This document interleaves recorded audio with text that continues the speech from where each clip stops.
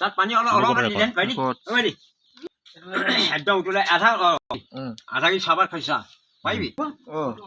শুকান চাহপাত সেইটো হেৰি আমাৰ হেৰিয়ে দিছিলে গুপ্তাই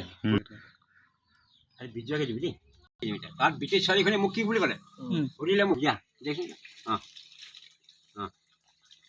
কংগ্ৰেছ চৰকাৰে সহায় নকৰিলে এতিয়া মই বিজেপি চৰকাৰে সহায় কৰিব মুখ্যমন্ত্ৰীয়ে দিব পইচা আপোনাৰ ফেচবুক আছে তেতিয়াহ'লে ফেচবুকতে এই নামে আছে না চাইকেল চলাই যাওঁ সেইটোৱে অৰুণাচল এটা কথা এটা কওঁ কিবা এটা সহায় কৰা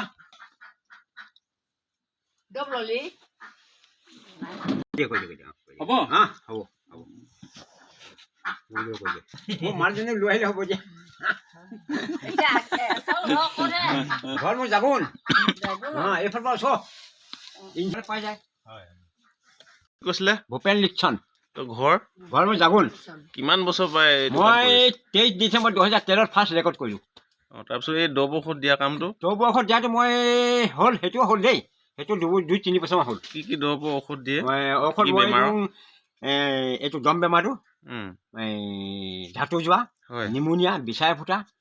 তাৰপিছতে এই যে ছোৱালীবোৰ যে পেট কামোৰে পেট কামুৰিলে যে মানে একদম তত নাপায় অলপ অলপকৈ কামুৰি এবিধ একদম ঢাই পিটা লাগিব ফাৰ্ষ্ট মাহেকীয়া হোৱাৰ দিনৰ পৰা 3 দিন খাব লাগিব আজি কি ঔষধ আজি মই এই হেৰিটো আনিছোঁ হাঁপানী